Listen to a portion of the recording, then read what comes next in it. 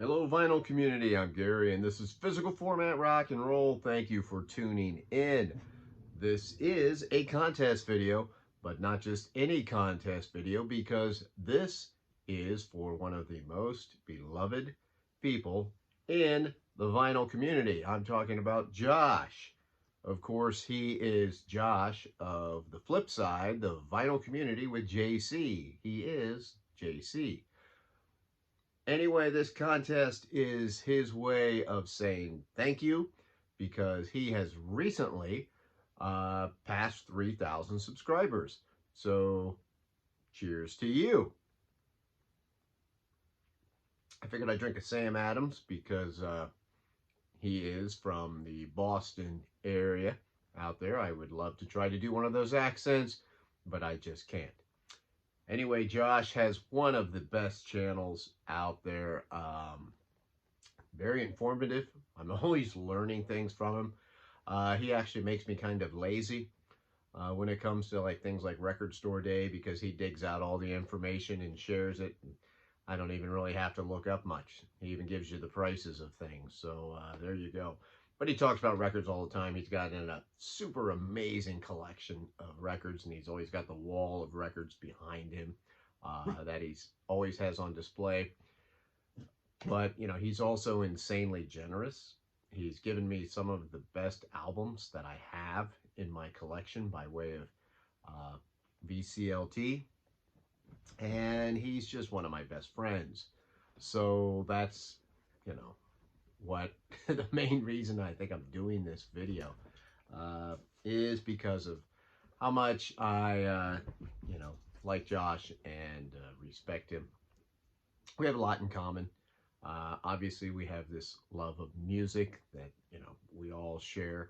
But we also have some other things, like he's very much into Universal horror, the old classics of the 30s and 40s with, you know, The Mummy and Frankenstein, Invisible Man, all those characters. He really loves that stuff. So do I. He's even got some tattoos. And he likes Godzilla. I like Godzilla. Matter of fact, I even got him a Godzilla shirt once. I've got him half a dozen shirts because it's very hard for me to try to match any of the VCLT that he sends my way. But anyway, also he's got two sons. I've got two sons. We both have great women in our lives. Let's get on to this contest, shall we? The first thing he said is give a shout out to another member of the vinyl community, maybe one that you know, has some less subscribers at the time. So I picked this channel, T-Cat's Deep Vinyl Tracks. I have just recently discovered this channel, just started watching it. I really enjoy it.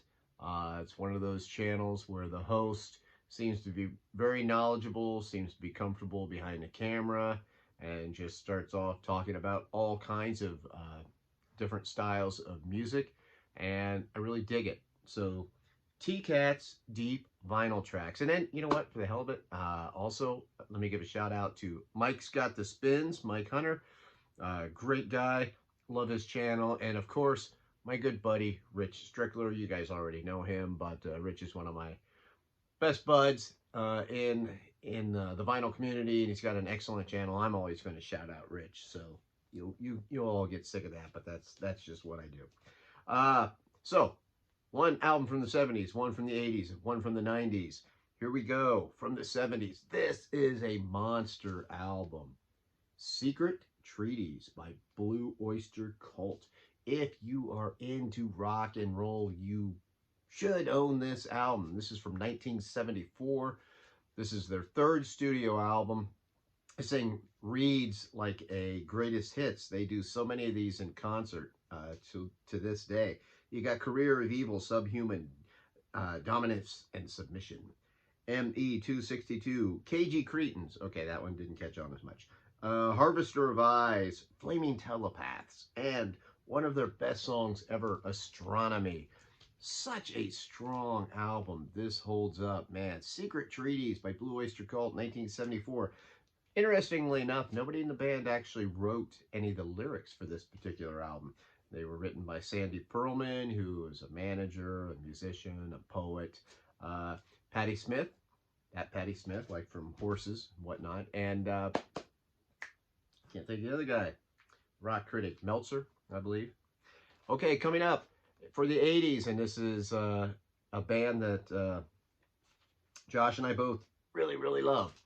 Whitesnake. This is, of course, Slide It In from 1984. This brought in a bit of a change of sound for Whitesnake. They got a little bit harder, more hard rock, a little less bluesy. Still had that blues sound to them, but this is such a great album. This is the 35th anniversary remix edition. Highly recommend this. This sounds great. Of course, it's got the title track, Slide It In. It's got Love Ain't No Stranger and Slow and Easy. You know, those are the hits off of it, and then the rest of the album is very, very good. David Coverdale, one of my favorite rock stars of all time. Now, one from the 90s. This is Walking in London by Concrete Blonde. This is from 1982. This would be their 4th studio album. I love Concrete Blonde. Now, this is the follow-up to Bloodletting. Not quite as good as Bloodletting, but still a must-have if you are a fan of the album Bloodletting. Jeanette Napolitano, one of my favorite singers from the 90s and songwriters. This is a beautiful album, Walking in London. So there you have it, man. Those are my picks. Josh, I just want to thank you for all the support you have given to my channel. I greatly appreciate it. You were the first person to ever give me a shout out on their channel. I will never forget that.